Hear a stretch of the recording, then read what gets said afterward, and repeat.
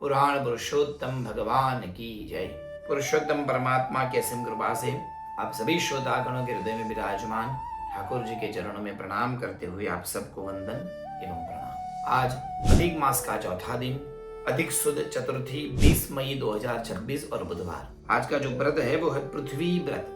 पृथ्वी व्रत आज किया जाता है और आज विशेष रूप से गौरी पूजा, साथ में सौभाग्य वस्तु की दान और विशेष रूप से मध शहद का दान दिया जाता है। सज्जनों, अभी तक के 3 दिन की कथा में हमने भगवान की लीला तत्व के द्वारा द्वारका की महिमा देखी, भगवान के तत्व और भगवान के तपोबल से विभूषित बद्रिकाश्रम बद्रीनाथ की कथा भी हमने सुनी। साथ साथ में कल की कथा में करुणावतार कृष्ण नीलाचल पर्वत स्थित नीलमाधव भगवान के रूप में हमने जगन्नाथ भगवान की कुछ विशेषता सुनी।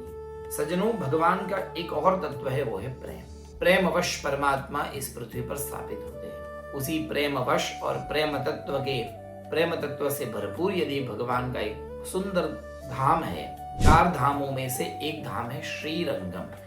2 प्रकार के वर्णन मिलते हैं। कई दंत कथा और कई पुराणों के अनुसार 4 धाम में से बद्रीनाथ, जगन्नाथपुरी, द्वारका, ये 3 और चौथा धाम कई लोग रामेश्वर को मानते हैं और कई लोग श्रीरंगम को मानते हैं। तो ज्यादातर श्रीरंगम ही चतुर्थ धाम के रूप में प्रसिद्ध है। ये चौथा भगवान का धाम है, 4 धामों में से एक। यहाँ पर भगवान ने शयन किया है। आज भी वहां पर शयन स्थित भगवान की मूर्ति है। एक श्लोक बहुत प्रसिद्ध है और हम सबको आता है, शांताकारं भुजग शयनम पद्मनाभं सुरेशम। ये श्लोक का जो वर्णन है वो यही स्वरूप का वर्णन है जो श्रीरंगम में प्रभु विराजमान है। शेषैया पर भगवान सोए, लक्ष्मी जी उनके चरण दबा रही है, उनके नाभि में से एक कमल निकला है और उस कमल में ब्रह्मा जी विद्यमान है और भगवान शैया पर सोए हुए हैं। तो सोए हुए भगवान का यह बहुत सुंदर विग्रह आज भी श्रीरंगम में, श्रीरंग क्षेत्र में विद्यमान है। वैष्णवों की बहुत परम भूमि है। रामानुजाचार्य ने यह अपनी तपोस्थली बनाई थी। यहीं पर आपने विशिष्टाद्वैत वेदांत के ग्रंथों का निर्माण किया। श्री भाष्य भी आपने यहीं पर लिखा, ऐसा माना जाता है। सज्जनों, माना जाता है कि रामानुजाचार्य का शरीर आज भी वहीं पर विद्यमान है, जो चंदन से विलिप्त है, मूर्ति के रूप में है। आज भी उसमें से नख उगते हैं और बाल उगते हैं। तो ये रामानुजाचार्य का स्वरूप आज भी उसी मंदिर में विद्यमान है। बहुत बड़ा मंदिर है, 156 एकड़ का बहुत बड़ा मंदिर। अलग अलग प्रकार के 21 गोपुरम है। गोपुरम अर्थात शिखर। दरवाजे पर अलग अलग विभिन्न प्रकार से बड़े बड़े गोपुर, कई प्रकार के द्वार और बहुत विशाल यह मंदिर है। उसका इतिहास कुछ ऐसा है सज्जनों, यह स्वरूप स्वयं भगवान राम के द्वारा पूजित है। राम और रावण का युद्ध हुआ, कथा हम सबको पता है। राम रावण के युद्ध के बाद राम विजयी बने और रावण का भगवान ने उद्धार किया। उसके बाद भगवान लंका से पुष्पक विमान में ही बैठकर भगवान अयोध्या जी पधारे। उसी समय उनके साथ विभीषण जी भी आए थे। विभीषण भगवान ने राम की सेवा की, शुश्रूषा की। कई दिनों तक भगवान अयोध्या में जी में रहे और बाद में कहा कि अब आप वापस लंका पधारो। कई बार विभीषण जी अयोध्या जी आते रहे होंगे और ऐसा माना जाता है कि स्वयं भगवान राम ने खुश होकर अपने द्वारा जो पूजित शेषशायी, जो ये श्रीरंग भगवान का स्वरूप था, मूर्ति थी, वो मूर्ति विभीषण जी को दिया और कहा कि आप इसको लेकर श्रीलंका चले जाओ, लंका चले जाओ और वहीं पर इस विग्रह की आप सेवा करना। पर याद रहे, इस विग्रह को कहीं कभी जमीन पर रखना मत जाते समय। पद यात्रा के रूप में चलते चलते चलते अयोध्या जी से निकलते हैं विभीषण जी, और जहाँ कावेरी का तट ये जो आता है, वहीं पर बहुत सारे लोग, वहां के लोगों को लेकर विभीषण जी उत्सव करते हैं। यह स्वरूप का इतना तेज था, इतना सुंदरता थी कि वहां के क्षत्रिय लोगों ने प्रेम सबर भक्ति से इनका स्वरूप का आदर किया, सेवा की और बहुत बड़ा उत्सव किया।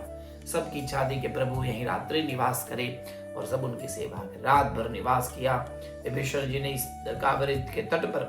बहुत बड़ा उत्सव हुआ और उत्सव के बाद सबके मन में यह विचार आया कि भगवान यहीं रुक जाए तो ये भगवान की माया है, प्रभु की लीला है। प्रेमवश भगवान बंधे और दूसरे दिन जाने से पहले विभीषण जी ने इस विग्रह को अपने हाथ में लिया। मन में कुछ याद आया तो वो बात तो याद करते हुए कुछ वस्तु लेने के लिए गए होंगे और उन्होंने सहसा बिना सोचे भूल गए और उस विग्रह को, उस स्वरूप को वहीं जमीन पर रख दिया। जैसे ही जमीन पर रखा आकाशवाणी हुई, चारों तरफ बादल घिरने लगे और सुंदर वातावरण बना और मानो प्रभु की स्वयं प्रतिष्ठा वहीं पर हो। उसके बाद बहुत प्रयास करने के बाद में भी वो विग्रह वहां से हटा नहीं। सबकी आंखों में आंसू आया। प्रेम वश भगवान सदा के लिए इसी स्थान पर विराजमान हो गए। सबने प्रेम भरे आंसू से भगवान की स्तवन किया, स्तुति की, प्रार्थना की। विभीषण जी को मन में दुख हुआ, भगवान मैं तो आपको लेने आया था, प्रभु आप यहीं रुक जाएंगे तो लंका में मेरे साथ कौन जाएगा, वहां पर मैं किनकी सेवा करूंगा। भगवान ने स्वयं प्रकट होकर विभीषण को सांत्वना दी और कहा आप चिंता मत करना, आपकी जो लंका है वो दक्षिण दिशा में है। और वैसे तो नियम है कोई भी मंदिर पूर्वाभिमुख रूप में विद्यमान होता है, पूर्वाभिमुख रूप में प्रतिष्ठित होता है। और आपकी भक्ति और आपके प्रेम के वश यह मंदिर दक्षिणाभिमुख रहेगा। ये जो मूर्ति है वो दक्षिण मुख रहेगी और आज भी वो मूर्ति दक्षिण मुख है। दक्षिण से आप लंका से ही मेरे को देख लेना, हम आपको सुंदर दर्शन दे देंगे। और माना जाता है विभीषण जी दक्षिण दिशा में से देखते थे और उनको ये मंदिर दिखता था और भाव से वो वहीं से दर्शन कर लेते थे। दक्षिण मुख भगवान, दक्षिण दिशा में मुख रखकर भगवान बैठे। क्यों? विभीषण को नित्य दर्शन देने के लिए। यही है प्रेम।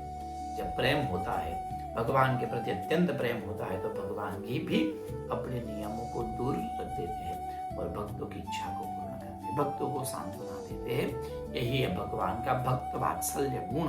वात्सल्य पूर्ण दृष्टि से देखने वाले यह श्रीरंगम भगवान आज भी प्रेम और करुणा और तत्व की मूर्ति है। उनके दर्शन करने से व्यक्ति का जीवन धन्य होता है। परम भक्ति, परम तत्व और परम प्रेम की प्राप्ति होती है। प्रेम करने वाली लक्ष्मी आज भी उनके चरणों में विद्यमान है और भगवान की सेवा करते हैं। प्रेम देने वाले ब्रह्मा जी भगवान की नाभि कमल से निकलकर कमल में विद्यमान है। उस स्वरूप में आज भी भगवान शैया के रूप में, शयन के रूप में वहां पर है। एक जगह पर बद्रीनाथ में भगवान ने तप किया, द्वारका में भगवान के श्रृंगार का महत्व, जगन्नाथपुरी में भगवान के भोजन का महत्व, तो यहाँ पर भगवान के शयन स्वरूप का महत्व है, शयन का महत्व है। यहाँ पर भगवान सोने के लिए जाते हैं, शयन करने के लिए जाते हैं। ये चार धाम हमें ये बताते हैं हमारे जीवन में चार वस्तु जरूर होनी चाहिए।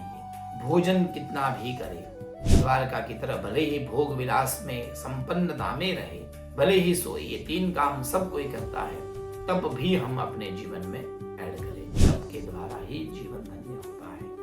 तो तब करना, उत्तम भोजन करना, भोग भोगना, भक्ति करना, यही अपने जीवन के पुरुषार्थ होने चाहिए। इस रूप में ये चार धाम विद्यमान है। श्रीरंगम बहुत विशाल मंदिर है। ऐसा माना जाता है विजयनगर के साम्राज्य कृष्णदेव राय नाम के एक राजा थे जो बहुत विष्णु भक्त और शिव भक्त हुए। उन्होंने इस तीर्थ को बहुत मान दिया और जिस तरह से कृष्णदेव राय ने वेंकटाचल पर्वत पर स्थित वेंकटेश्वर भगवान का आराधन किया, उसी तरह उन्होंने इस मंदिर श्रीरंगम मंदिर को भी अपना राज्याश्रय दिया था। वो अपने राजा उन्हीं को मानते थे। भगवान श्रीरंगनाथ भगवान सबका कल्याण करे, सबके ऊपर उनकी परम अनुमयी प्रेम अनुकंपा बनी रहे। ऐसे श्रीरंगम भगवान के चरणों में प्रार्थना। श्रीरंग भगवान के भी अनेक भक्त हुए हैं। दक्षिण भारत में ऐसे विशेष भक्त हुए जिन्होंने इन भगवान की आराधना की, सेवा की। उनके जीवन में भी श्रीरंगनाथ भगवान का अद्भुत ऐश्वर्य मिला, अनेक कृपा फल मिले। उनके भी कई दंत कथाएं, कई कथाएं हैं। इन अधिक महीने में हम एक समय पर उन कथा को भी देखेंगे और कथा को भी सुनेंगे।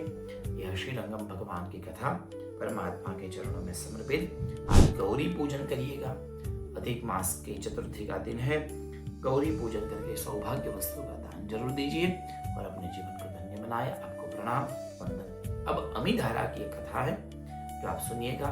यदि आपको गुजराती आता है तो यह कथा गुजराती में होगी। अमीधारा की आज के चौथे दिन की कथा, चौथा દિવસ અમીધારાની કથા બહુ સુંદર છે। એક ગાય માતાની સેવાનું ફળ, ગાયની સેવાનું ફળ કેવું હોઈ શકે એની સુંદર વાર્તા બહુ ધ્યાનથી સાંભળો। એક ગામ હતું, એ ગામમાં એક નદી, નદીના તટ પર નાનકડું એક નેહડું, એક પરિવાર રહે અને એમાં એક ભીલ અને ભીલડી રહે।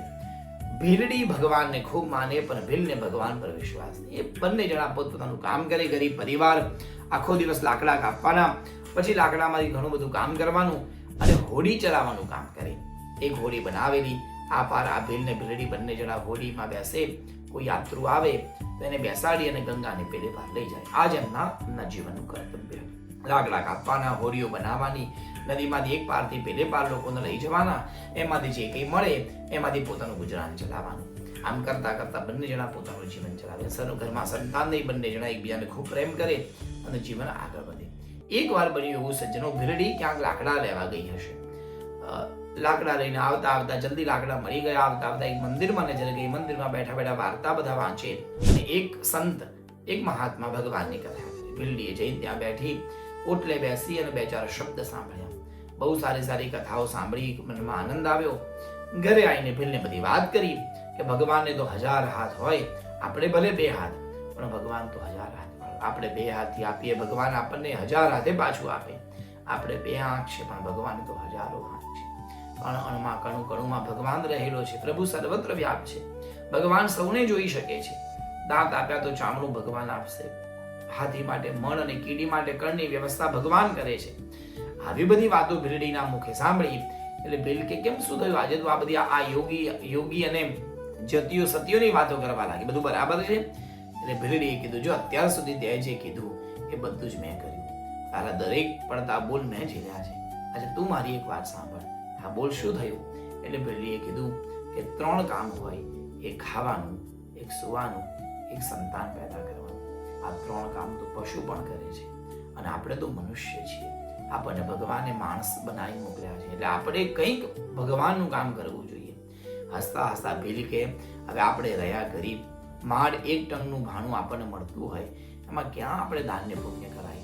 એટલે ભીલડીએ કીધું, મને પણ આ વિચાર આવ્યો તો કથા સાંભળતી વખતે, પણ જાણે મને તો એવું લાગ્યું કે પેલા મહારાજ મારી માટે જ કથા કરતા હશે. મહારાજ એવું કીધું કે ભગવાને આપણને જે આપ્યું, આપણું જે કર્મ હોય એ કર્મ પરોપકારના ભાવથી કરવું, એ જ સેવા કાર્ય. હવે આપણું કામ છે હોડી ચલાવવાનું, લોકોને આ પારથી પેલે પાર લઈ જવાના. આપણે એક કામ કરીએ, એક નિયમ લઈએ.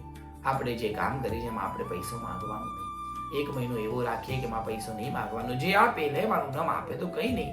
એ બાને એટલી જનસેવા આપણાથી થશે. આવો નિયમ લીધો અને ભીલેની વાત માની ગયો. બંને જણા હોડીમાં બેસે, આખો દિવસ રાહ જોવે. જે યાત્રાળુ આવે પેલે પાર લઈ જાય, પૈસા આપે તો લે, ના આપે તો કંઈ નહીં. હરિ ભજન એમ કરી 1 મહિનો વિતાવ્યો. આમ કરતા કરતા માંડ મહિનો પૂરો થવાનો હતો. એક યોગી, એક સંત, એક મહાત્મા ફરતા ફરતા ત્યાં આવ્યા અને ફરતા ફરતા જોયું કે હોડીમાં આ પેલો ભીલ ને ભીલડી બેઠા છે. એટલે ભીલને થયું, જો આ તો કેટલા મોટા મહારાજ આવે, લાવો આપણે પેલે પાર લઈ જઈએ. એક બાજુ મહારાજ બેઠા, એક બાજુ પેલી ભીલડી હોડી ચડાવે. કરતા કરતા કરતા પેલે પાર પહોંચ્યા. 2 હાથ જોડી પેલા સંતે કીધું, તમને શું આપું? ભીલે કીધું, અમે તો નિયમ લીધો છે કે અમારી યાત્રીઓ પાસે કંઈ નહીં, પ્રેમથી આપશો તો લઈશું. તમારે આપવું હોય તો આશીર્વાદ આપો અથવા તો કોઈ ઉપદેશ આપો. એટલે હસતા મોડે સંતે કીધું કે તમે તો બહુ સારા છો, તમે ભગવદીય લાગો છો. એક કામ કરો, આજથી બરાબર 3 દિવસ પછી અધિક મહિનો શરૂ થાય છે. અધિક મહિનામાં 1 ટાણું ભોજન જમજો. બને તો મંદિરમાં દર્શન કરજો, ભગવાનની ભક્તિ કરજો, મંદિરની એક પરિક્રમા કરજો અને થાય તો ગાય માતાની સેવા કરજો. મંદિરમાં રોકડો રૂપિયો મૂકી કથા સાંભળી કંઈ દાન પુણ્ય કરજો. ભલે વિચાર કર્યો આપણી પાસે દાન પુણ્ય કરવા માટે પૈસા તો છે નહીં, આપણે રોજ એક કામ કરીશું, મંદિર દર્શન જરૂર કરીશું. મંદિર દર્શન કરી ત્યાં કંઈક સેવા કરીશું. રોજ ભીલડી અધિક મહિનામાં ઉપવાસ કરવા લાગ્યા. સવારમાં વહેલા ઉઠી નદીએ સ્નાન કરી, મંદિરમાં દર્શન કરવા જાય. જાત એવી હતી કે લોકો એમને અંદર ન જવા દે તો મંદિરને દૂર દર્શન કરી લે. મંદિરને બહારથી પરિક્રમા કરે, વંદન કરે. આપવા માટે કંઈ ન હોય, બહાર ઉભા જ માનો કથા સાંભળી લે. પણ વિચાર થયો કે અહીંયા એક ગાય ઉભી હોય, ગાયને રોજ ઘાસ ખવડાવી. એટલે પેલા લાકડા કાપવા જાય એટલે જંગલમાંથી થોડું ઘાસ લેતા આવે, રોજ ગાયને ઘાસ ખવડાવે. ગાયની એક પરિક્રમા કરી. પેલા મહારાજે કીધું કે તમે ગાયની જો પરિક્રમા કરો તો તમને અશ્વમેધ યજ્ઞ કરવાનું ફળ મળે. આવું એમણે સાંભળેલું કથામાં કે ભાઈ ગાયને પૂન કરો, ગાયનું દાન કરો, ગાયને ઘાસ ખવડાવો તો અશ્વમેધ યજ્ઞનું ફળ મળે. આવું એમણે સાંભળ્યું. રોજ ગાયની સેવા કરે. આમ કરતા કરતા કરતા અધિક મહિનો પૂરો થયો. દાન પુણ્ય થયું, અધિક મહિનો પૂરો થયો. એક દિવસ બન્યો કે ભીલ હોડી ચલાવતા હતા, એમાં થોડા યાત્રીઓ આવ્યા, અંદર વાતો કરતા હતા. આ ભીલ સાંભળી ગયો. ભીલે ઘરે આવીને ભીલડીને કીધું, એક વાત કહું, આજે બધા યાત્રાળુ હોડીમાં બેઠા હતા, એ લોકો એવું કહેતા હતા કે આપણા ગામના રાજાનો રાજકુમાર બીમાર પડ્યો છે. ઘણા સમયથી લાંબી બીમારી છે, અસાધ્ય રોગ થયો છે. કોઈ એવું કીધું કે જો કોઈ વ્યક્તિએ કરેલા અશ્વમેધ યજ્ઞનું ફળ જો આ બાળકને આપે તો રાજકુમાર સારો થઈ જાય. પહેલે કીધું લ્યો તારે આપણે તો 30 અશ્વમેધ યજ્ઞ કર્યા છે, આપણે તો રોજ ગાયને ઘાસ ખવડાવ્યું છે. અને મહારાજ કહેતા હતા કે ગાયને ઘાસ ખવડાવો, ગાયની પૂજા કરો તો અશ્વમેધ યજ્ઞનું ફળ મળે. તો આપણી પાસે આટલા બધા અશ્વમેધ યજ્ઞનું ફળ પડ્યું છે, આપણે એક યજ્ઞનું ફળ એમને આપી દઈએ. એમ વિચાર કરી બંને જણા હોડીમાં બેસી પેલે બહાર ગયા. રાજાના રાજ દરબારમાં જાય, કેટલા બધા માણસો ગયેલા, બધા વિચાર કરી અશ્વમેધ યજ્ઞ આવા જમાનામાં આવા કળિયુગમાં કોને કર્યું હોય, કોણ એ ફળ આપશે? પણ કોઈનો ઉપાય મળે નહીં. અચાનક બાજુમાં દૂર ઉભેલી ભીલડીએ કીધું, રાજા અમે અશ્વમેધ યજ્ઞ કર્યા છે. કપડાં જોઈ, મેલું શરીર જોઈ, ફાટેલા ચહેરાવાળા શરીર જોઈને લોકો હસવા લાગ્યા. આવા ભીલે તે વળી અશ્વમેધ યજ્ઞ કર્યા હોય? આ તો કંઈક ખાલી ઉપજાયેલી વાત છે. લોકો મજાક કરવા લાગ્યા. પણ રાજાને તો બીજો કોઈ આશરો હતો નહીં, એટલે મનમાં વિચાર થયો, હશે જે હશે થશે, એટલે જોયું જશે. બંનેને આગળ બોલાવે, હાથમાં પાણી આપ્યું. ભીલને ભીલડીએ ભગવાન પુરુષોત્તમને યાદ કર્યા. એ પુરુષોત્તમ ભગવાન, અમે સાચા દિલથી અધિક મહિનો નાહ્યા હોઈએ, અમે સાચા દિલથી અધિક મહિનામાં પુણ્ય કર્યું હોય, અને અમે ખરેખર ગાયની સેવા કરી હોય, અને અમને ખરેખર જો અશ્વમેધ યજ્ઞનું ફળ મળ્યું હોય, તો અમારી પુણ્યમાંથી આ એક અશ્વમેધનું યજ્ઞનું ફળ અમે આ રાજકુંવરને આપીએ છીએ. જ્યાં પાણી એના મોઢામાં પધરાવ્યું ત્યાં તો જય પુરુષોત્તમ ભગવાન કરતો એ દીકરો ઊભો થયો.